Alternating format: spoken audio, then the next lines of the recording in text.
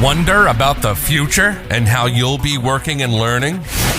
Welcome to You in 2042, the future of work, with your host, Danielle Wallace. Hello and welcome to You in 2042, the future of work. Joining me today is Nick Johnson. Yeah, well, first, thank you very much for inviting me, Danielle. I was born in Sweden, educated in Australia, and then I lived and worked the last 20 years in Southeast Asia in various leadership roles. And these days, though, I left the corporate world and running my own business. And then it's exciting with that journey because as your role as a leader and seeing these global changes around the world, there has been so much change and so much pressure on leaders. And I think this is just going to accelerate by the time we get to 2042. What do you think the impact of all this is to leaders? Well, there's a big shift already happening in the workplace and for the leaders. And gone are the days when we worked 20, 30, 40 years for the same company and got a gold watch, when we relied on the companies to be the sort of the stability for our family. We might even have chosen to put our family in a city where the company was based, and we sort of really had a trust for the companies. This is all broken. It has all disappeared these days. So it's already happening, this shift, and we understand that we need to rely much more on ourselves. We need to stand on our shoulders. The companies are not loyal for us. It's numbers, it's money that rules the world, and therefore we are secondary to this as employees. So while this is sad, perhaps, and it can be a shock for many people at the moment, it's just the acceptance of this change to happening. So it's uncertain times for now, but I believe by 2042, this has all changed. And I think gone are completely the days when we relied on the companies to be the stability in our life. And that's so true with that change and that lack of stability within the corporations that we really have to, as leaders, rely more on ourselves. But then that can also become a really lonely journey. And then even you speak about this a lot in your book, Executive Loneliness, this added pressures. Why do you think then, Nick, leaders are lonely at the top? Yeah, and it can be lonely at the top. It was in my life, and it is in many people's lives. And until perhaps we learn how to make sure that we include ourselves and we include our people in our lives, I think many times, the society set us up for success. And we only have to look at sport to see any final in a sports game. The number two, the silver medalist, are walking off the pitch crying. And then many people have said we should drive ourselves in business in the same way.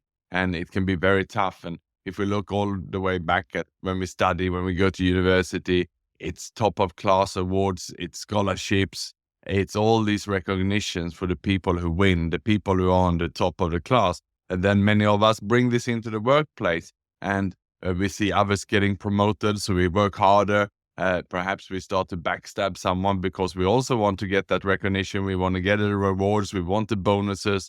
And that can then become very lonely. I was like that. I was a winner all the way back from university and in the workplace. And I cared more about impressing the bosses, getting my promotions than my fellow colleagues. And that's how I started. And I think many of the listeners will probably recognize that it's been like this, at least in the corporate world. It's been so competitive. And therefore, that is the landscape we had. The issue with this is that it can be lonely. And that's how it was for me.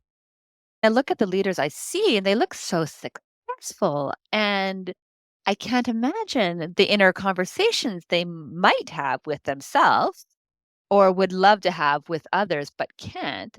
From the outside in, these executives, these leaders, everything looks perfect.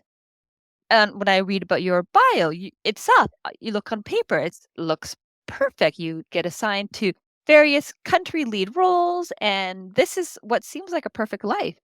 But then maybe people are masking this issue. What's causing that masking?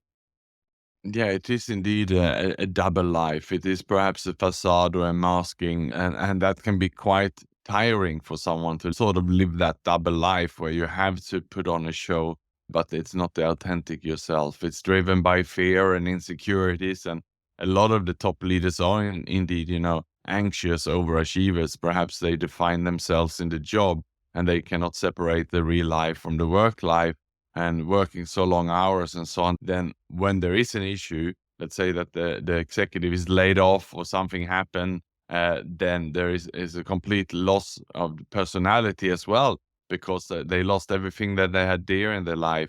And that is the issue. And this is what the problems we are talking about there. Actually, that's a good point. I think about my own father, who, when he lost his job, that was his identity, and he was young, probably my age, and so not ready for that loss of identity yet to retire or such. So entwined, and it became a very, very, very difficult spiral of loneliness. Have you seen other examples of that in the work that you've done? Yes, it's very common. I interviewed senior executives because when I realized that I had gone through this sort of downward spiral, eventually the wheels fell off for me and I had a crash mentally and physically and so on. And I wanted to find out if it was only me. So when I interviewed and surveyed senior executives, I found out that it was very common. It was around 30% of the executives that I surveyed also had felt this isolation, this loneliness in the workplace that I felt.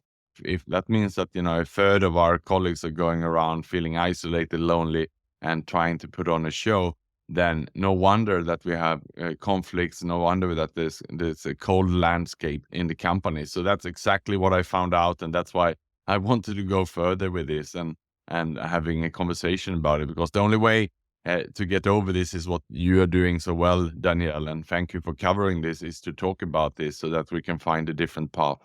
You raised the issue and concept of a smiling depression. That really hit home because it is so easy to put on the facade and to go out in the world and be like, oh, I'm achieving this, achieving that, and life is good, when one can mask that in one's own life with substance abuse or with overworking or even overexercising. There's so many different things to mask that inner turmoil. So I thought what you covered in your book was really benefiting for people at large. And I'm particularly impressed how you were able to take some of that energy and even flip that around. My understanding is you completed a triathlon with amazing Ironman, actually, with amazing results in honor of Simon Greaves. Yes, that's right. So as I was going through some difficult times and starting to then research this topic, I had already recovered myself, but then I lost a dear friend of mine to suicide. And that then filled me with much more questions. I called his family, spoke to his friends and peers and so on. And everyone was just as surprised. And then I was reflecting and thinking and realized, well, if I was on the scale, if a suicide is down at a 0 on a scale of 0 to 10, where 10 is feeling great, I might have been down to a 3. So I was just then realizing that, imagine if I didn't speak up, imagine if I didn't find a way, and if I would have just kept going lower and lower on the scale, I might have eventually ended up where Simon was. And then what about all the other executives who also have these feelings of isolation, not feeling that they have anyone to have an honest conversation about? And for everyone who's masking this, everyone seemed to be on that scale going down, and where is bottom? That was really what shocked me. And what I didn't realize was that there was many people at this stage who were walking around with similar questions. I made a video that I posted on LinkedIn, and that went viral, and I couldn't believe it. I left my LinkedIn and went out for a bike ride, came back, and I had hundreds of messages from all over the world, and the post was shared. So that's how much this resonated with everyone, and everyone thanking me for speaking on this topic that is uncomfortable, but we have to become comfortable with the uncomfortable conversations. Otherwise, we cannot address this. It's so true. And the authenticity of that conversation, of that post, to be able to show their vulnerability and let others know and be able to speak about this topic, that really does resonate. And I think that speaks to the power of human connection and the power of the human spirit. With that, are there things then that people can do to help emerge stronger from these very difficult places? Yeah, it is through connection. it is also from honesty, by admitting to ourselves when we are not in a good place and space, and to seek help then. And when I'm talking about the 5 steps that I found that worked for me and that works for others, but what I found is the cure out of this. And the first one here is taking stock. And what I mean with this is just like if you have a shop, you would do it perhaps an audit or stock count. If you do it daily, weekly, quarterly, or once a month or yearly, whatever it is, you do take stock on your business. You know how it's going. But how often do we do this of ourselves as human beings and as leaders?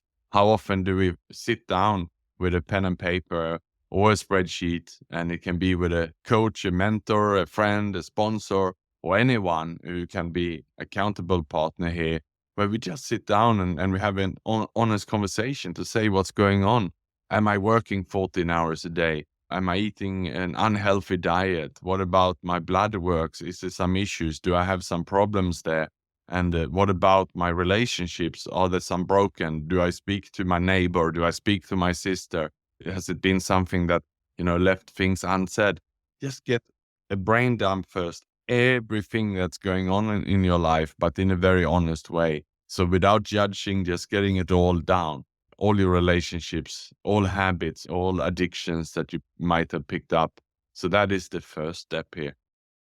And as you're talking, it makes me realize for everybody, it's also keeping that eye open and being that offer of support, that this would have been helpful for my dad, who I actually, through this conversation, I'm realizing spiraled down into depression and alcoholism without having a means to get oneself out of it. And I didn't realize that until right now.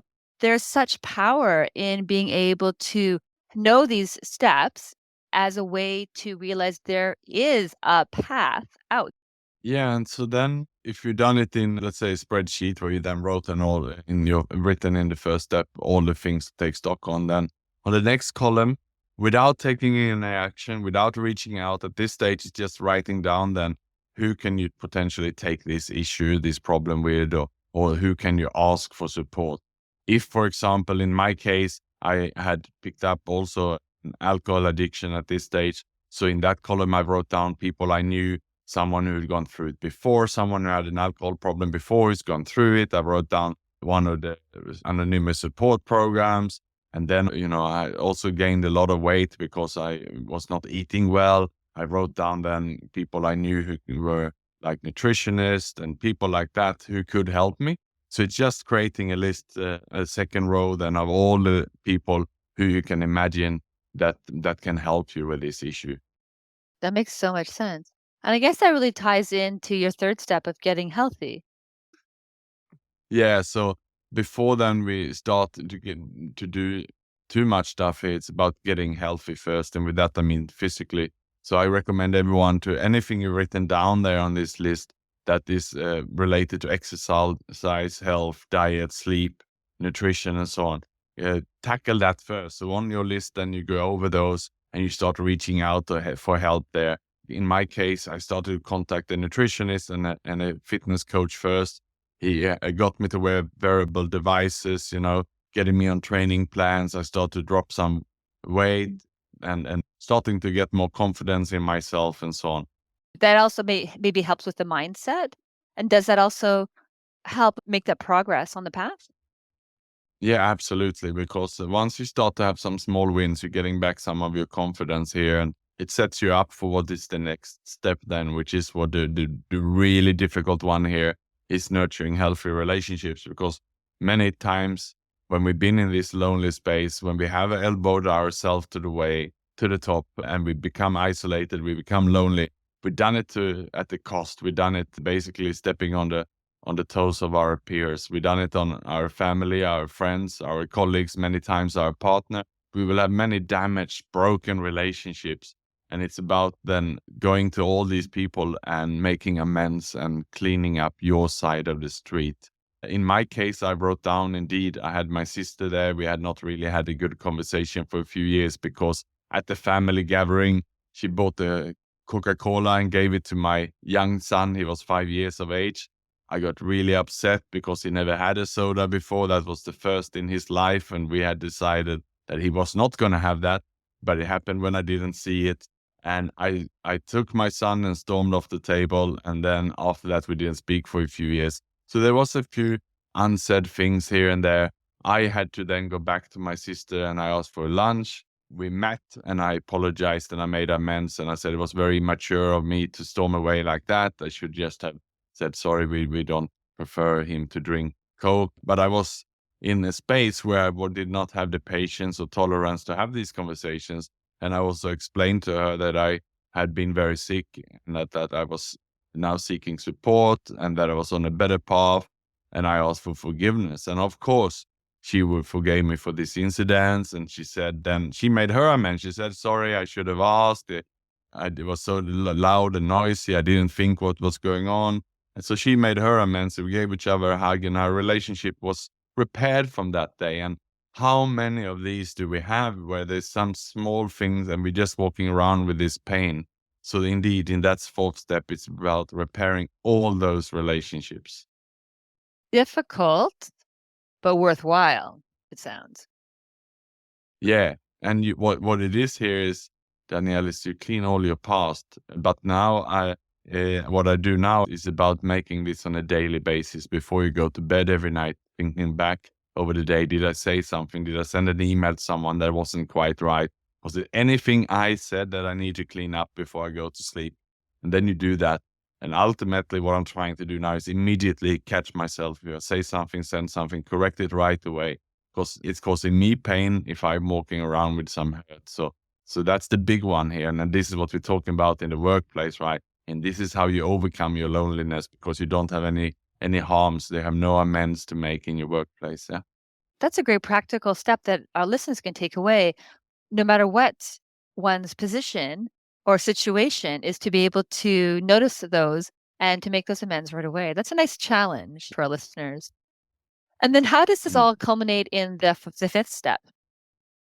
Yeah, so the fifth step, then I believe that you've then been through a journey. When you're done, you're taking stock, you have started to reach out, you're working on yourself, you're improving, you got healthier, you got some confidence, you repaired your relationship, which means you will feel fantastic, you will feel closer to people, you have repaired childhood friendships, and you're feeling so confident. That's when it's time to go deep inside yourself and really identify what is it that is your purpose, what is the reason you are in your workplace, or why are you on this earth? What's your legacy you want to leave behind?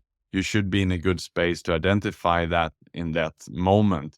And that's what I did. And that's why I'm talking to you, Danielle. I wanted to keep going because I wanted to keep having these conversations, because as I interviewed people for my book, I know that some lives have been saved from this effort. In fact, I interviewed one woman, a managing director for a bank. So a woman in a man's world, at least in Asia, she had worked herself up. She had a job that everyone on the outside would look at as a dream job. She had all the luxuries in life, nannies for her children, private schools and everything. And when we sat down and I interviewed her, she started to cry. And only then did she say that, she said, Nick, I rehearsed my own suicide twice. And that was the first moment she admitted that to anybody. And that meant that she was on her way back. And of course, I gave her space, listened to her. She agreed to call a therapist and asking for help. They met up with a husband and they worked on this, the three of them, to repair this. And she is so ever grateful for this conversation that she claims saved her life. She has now taken sabbatical away from the workplace to work on herself, to get better. And she has never been happier. So it's just take that small little nudge and someone to speak, to give them a chance to open up, to break this pattern. That's a great insight to hear. And so nice that this important work has such meaning and can land so well. With that, are there things then that our listeners can do to help spread this important word or to learn more about this topic? Yes. So if anyone is interested in the book, it's on Amazon and Audible. It's called Executive Loneliness by Nick Johnson, if they want to read more about it. And otherwise, my website is nickjohnson.com. And I would just also share, Danielle, that if there's one thing that I have seen a pattern through everything, it is through connection we overcome this. So it's about being proactive, building professional relationships in the workplace, and privately have all these good, authentic relationships where we are vulnerable with our peers. That is really where the magic pill lies here.